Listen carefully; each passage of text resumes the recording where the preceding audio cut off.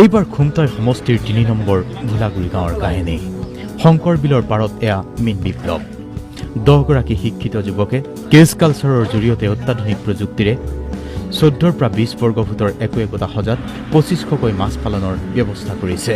প্ৰাক্তন ছাত্ৰ নেতা পৰমানন্দ দাসৰ নেতৃত্বত যুৱ শক্তি নিৰ্মাণ আত্মসহায়ক গোট আৰু গোলাঘাট একুৱাকালচাৰ ডেভেলপমেণ্ট গোটৰ জৰিয়তে 19 লাখ টকীয়া পৰিকল্পনা এতিয়া এওঁলোকৰ।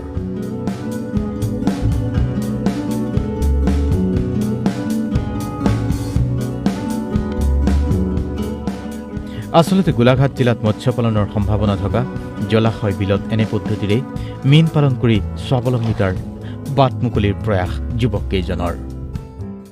কেজ কালচাৰ ফিছ ফাৰ্মিং হ'ল মৎস্য উৎপাদনৰ কাৰণে এটা অতি ছফিষ্টিকেটেড পদ্ধতি আৰু যথেষ্ট লাভজনক এটা পদ্ধতি। আৰু এই পদ্ধতিৰ জৰিয়তে কম ঠাইতে যথেষ্ট সংখ্যক মাছ উৎপাদন কৰিব পাৰি। ইয়াতে আমি 20 আৰু 14 স্কোৱাৰ ফুটৰ এটা কেজত আমি 2500লৈকে মাছ পালন কৰিব পাৰোঁ। টোটেল 10টা কেজ আছে। এটা কেজত প্ৰায় 2000 পিছ মাছ এৰিব পাৰি। এতিয়া আমি সদ্যহতে 5টা কেজত মাছ এৰিছোঁ আৰু 5টা কেজত এৰিব লাগিব। কৰোণা বুলি হতাশগ্ৰস্ত হৈ বহি থকা নাই এওঁলোক। কৰোণাৰ ভয়াৱহতাৰ মাজত যোগাত্মক দৃষ্টিভংগীৰে এতিয়া মৎস্য উৎপাদনৰ বৃহৎ প্ৰকল্প স্থাপন কৰি এওঁলোক আগুৱাইছে স্বাৱলম্বনৰ বাটেদি। আচলতে হতাশাই চানি ধৰা সময়ত এনে একোটা খবৰেও আশাৰ খবৰ হৈ পৰে।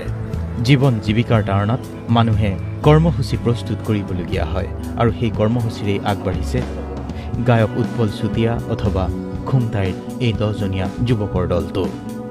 খুমটাইৰ পৰা বেদাংগ তামুলী আৰু গোগামুখৰ পৰা হেমচন্দ্ৰ বৰদেউৰী DY 365।